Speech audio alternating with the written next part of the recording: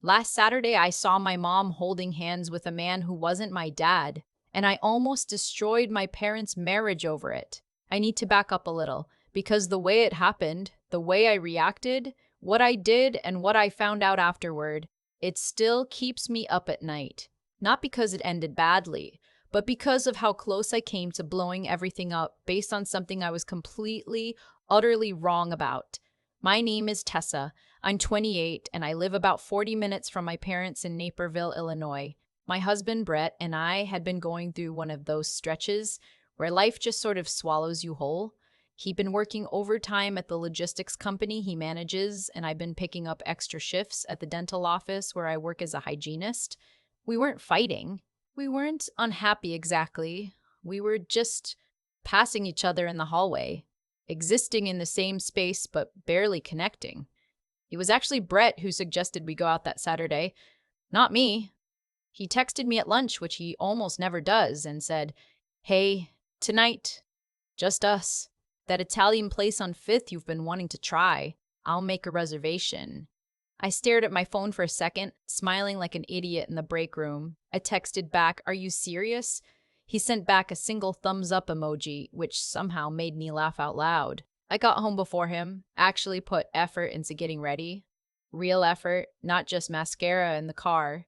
And when Brett walked in and saw me, he stopped in the doorway and just looked at me. "Wow," he said. That one word. I hadn't heard him say it like that in a long time. We drove to Piccolo's on 5th, this little place with low lighting and exposed brick and candles on every table. The kind of restaurant where you actually have to lean in a little to hear each other, which turns out to be a good thing. We ordered wine, real wine, not just whatever's open in the fridge at home. We talked about things we hadn't talked about in months. A road trip we'd been planning forever, whether we wanted to adopt a dog, a trip Brett's parents were taking to Portugal. At some point, Brett reached across the table and covered my hand with his, and I thought about my parents. They've been married 31 years, and they still do that. Still reach for each other without thinking about it. My whole life, I watched them and thought, that's what I want. They were the model, the proof that it was possible. My dad is 58. He coaches Little League on weekends and makes the same 3 dinners on rotation and calls me every Sunday morning without fail. My mom is 56, still sharp, still funny, still the kind of woman who walks into a room and people notice.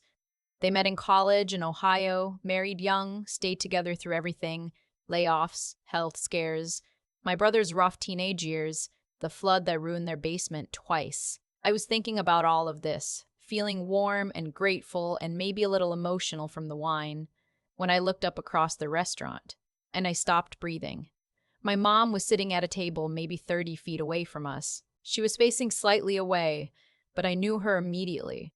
Her posture, the way she tilts her head when she's really listening to someone, the dark cardigan she wears in the fall, and across from her, leaning forward with his elbows on the table, was a man. Not my dad. A man I had never seen before in my life. He was maybe 60, silver-haired, dressed nicely. And as I watched, my mom reached across the table and covered his hand with hers, the same way Brett had just done to me. The room didn't spin exactly. It was more like everything went very, very still, like the sound dropped out for a second. I felt Brett's hand still on mine, and I must have gone rigid because he said, "Hey, Tessa? What's wrong?" I couldn't answer. I just pointed, very slightly. The way you point when you don't want to be seen pointing. Brett turned slowly, the way you do when someone tells you not to make it obvious, and then he turned back to me. His expression said everything. "Is that?" he started. "Yeah," I whispered. "Are you sure that's her?" "Brett!" I looked at him. I know what my own mother looks like. He didn't say anything else. We both just sat there for a minute, watching, trying to make sense of something that had no sense in it. The man was talking. My mom was nodding. They looked comfortable together. Easy, like they'd done this before. My chest felt like something was sitting on it. I picked up my phone. I opened the camera, kept it low, angled it just enough to get them both in frame, and I recorded about 45 seconds of video. My hands were steadier than I expected, considering my heart was hammering so hard I could feel it in my ears. I don't know what I was thinking exactly, just that I needed proof of something before I could even decide what to do with it. I watched the clip back once. There they were, clear as anything. Then I did something I'm still not sure I'd do again, even knowing how it all turned out. I texted my dad, "Hey, where are you tonight?" A completely normal question. Casual. Just checking in. He replied in about 2 minutes. Home. Watching the game. Why, you okay? I stared at that message for a long time. Then I sent him the video. No explanation. No caption. Just the video. I watched the 3 dots appear. Disappear. Appear again. It felt like waiting for a verdict. Then he called me. I stepped away from the table, walked toward the back hallway near the restrooms, and answered. "Dad," I said, and my voice came out smaller than I intended. "Tessa." His voice was calm, completely calm, which somehow made it worse. "Where are you right now?" "I'm at Piccolo's on 5th. She's here, Dad. I can see her from where I'm sitting." There was a pause, not a long one. Then he said, "Okay, don't do anything. Don't go over there. I'm on my way." He hung up. I went back to the table. Brett took one look at me and poured me more wine. "Your dad?" he asked. "He's coming." Brett put his fork down. "Tess, I know," I said. "I know." We sat there in this awful suspended state, not really eating, not really talking, just waiting. I kept glancing over at my mom's table. She was laughing at something the man had said. She looked relaxed. She looked happy. And I kept thinking, how long has this been going on? Does she know I'm here? Does she even care? I thought about my dad coaching Little League in the rain last spring. I thought about him driving 4 hours to help me move into my first apartment without ever complaining once. I thought about the way he still leaves a cup of coffee on the counter every morning for my mom before she wakes up. Like he's done every single day for as long as I can remember. 31 years. And for what? My dad walked in about 25 minutes later. I spotted him at the entrance, still in the Henley he'd probably been wearing on the couch, because he hadn't stopped to change. He scanned the room, found me, and gave me the smallest nod.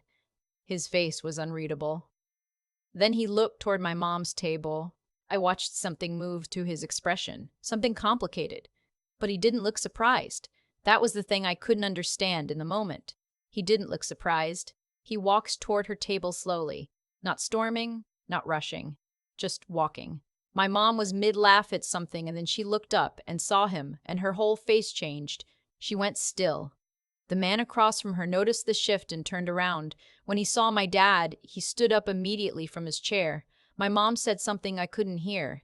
My dad held up one hand, not aggressively, just a gesture like let me say something, and then he spoke. Still too far for me to catch the words, but his voice was measured. Even. Whatever he said, my mom's face crumpled. She put both hands over her mouth. The man took a small step back and lowered his head, and then this is the part that made absolutely no sense to me. My mom started crying, and my dad put his arms around her. I looked at Brett. Brett looked at me. "What is happening?" I said. He shook his head slowly. "I have no idea." A minute later, my dad looked over at me. He tilted his head like, "Come here." I got up from the table on slightly unsteady legs, and Brett came with me. As I got closer, I could see my mom's face more clearly. She was still crying, but not the kind of crying that looks like anger or shock. It was the kind that looks like something breaking open, like grief almost.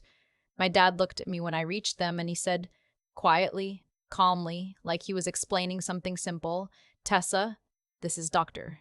Aaron Whitfield. He's a therapist. Your mom has been seeing him twice a month for the past year." I heard the words. I processed them individually. And then I just stood there. "A therapist," I repeated. My dad nodded. I looked at the man. Dr. Whitfield, and he gave me a small, slightly uncomfortable nod. "She's been working through some things," he said simply. He wasn't going to say more than that, I understood. Privacy. Professional boundaries. He didn't need to explain himself. But he added quietly, she asked me to meet for coffee when she wanted to tell someone in person. I suggested that keeping therapy purely clinical would have been better, but she needed a familiar face. I looked at my mom. Mom, I said.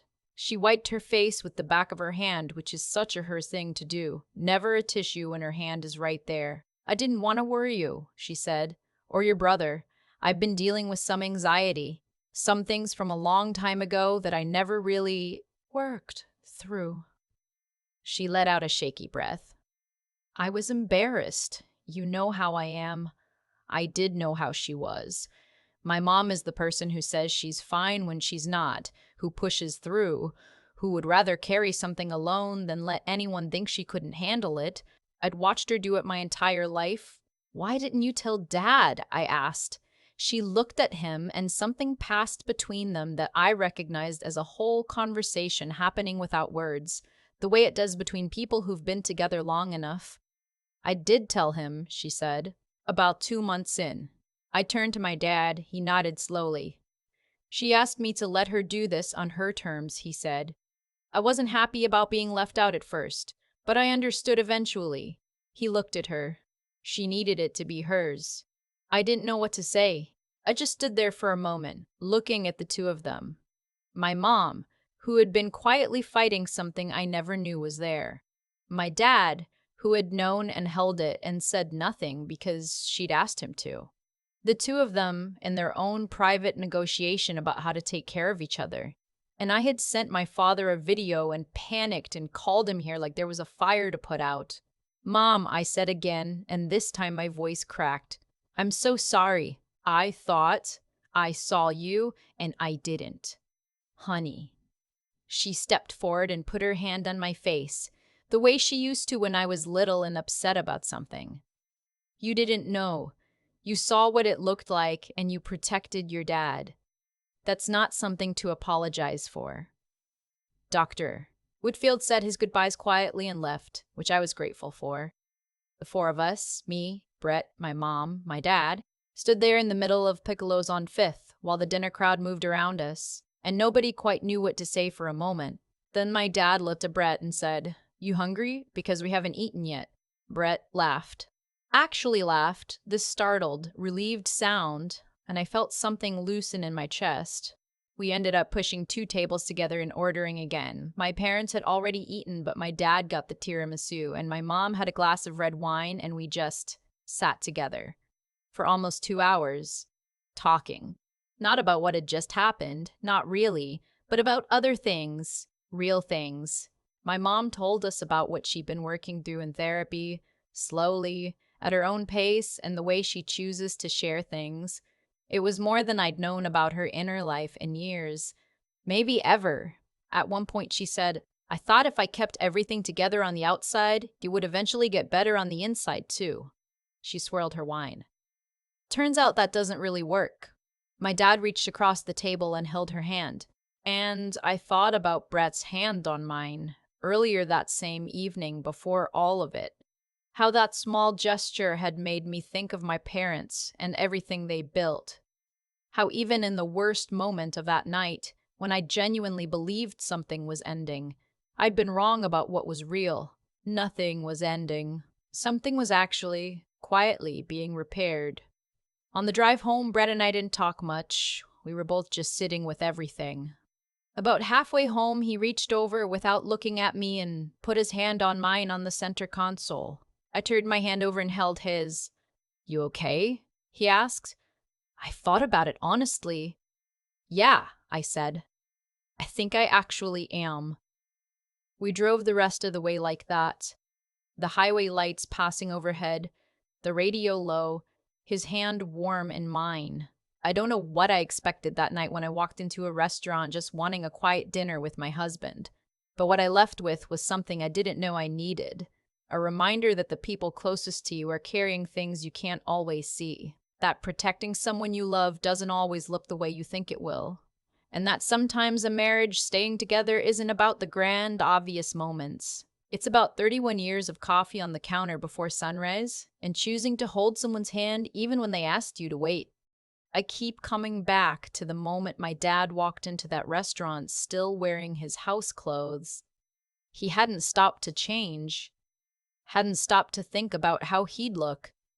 He just came. And I think about what that says, not as some grand gesture, but as a quiet fact about who he is. He heard something that could have shattered 31 years, and instead of shutting down or getting in his car angry, he showed up steady. That kind of steadiness doesn't happen by accident. It's the result of years of small choices, to be honest, to be present, to keep reaching for someone even when it's inconvenient or uncomfortable. That's what I watched that night, without fully understanding it while it was happening. My mom carried something heavy and private for a long time. I used to think that was strength, handling things alone, not burdening people. And there's a version of that that is strength. But there's another version that's just fear. Fear of being seen struggling. Fear that needing help means you've somehow failed. My mom is one of the most capable people I know, and even she had to learn that getting support isn't a crack in who you are. It's actually the braver thing. It takes more courage to sit across from someone and say, "I'm not okay," than to keep pretending you are. She did that quietly for a year before she was ready to share it. I respect that more than I can say. And then there's what I did. I saw something with my own eyes and I was certain I understood it. I acted fast. I meant well. I genuinely thought I was protecting my dad. But the thing about jumping to conclusions, even when you're trying to do right by someone, is that your certainty doesn't make you correct. I had about 45 seconds of video and a feeling in my chest, and I was ready to blow up my family over it. That scares me now in a way it didn't in the moment. The part I keep sitting with is this. The people we love most are the people we think we know completely. And that's exactly the kind of thinking that makes us careless. My mom had an entire interior world I wasn't privy to. My dad had been quietly holding information I had no idea about. They were two adults in a marriage, navigating something together, and I thought I could see the whole picture from across a restaurant in 30 seconds. I couldn't. I was wrong. And it worked out, but it didn't work out because I was smart or careful. It worked out because my dad was. What I'm taking from that night isn't a lesson that fits on a bumper sticker. It's more like a reorientation. I want to be the kind of person who pauses, who asks before assuming, who trusts that the people I love are more complicated than my worst fear about them. That's not naivety. It's the opposite. It's actually paying attention. Brett's hand on mine on the drive home. That's the last thing I remember clearly from that night. And somehow that small thing said everything about what I want to build. Not a relationship where we perform being fine, but one where we actually reach for each other, especially when something's hard. That's what 31 years looks like, I think. Not perfect, just honest and still trying.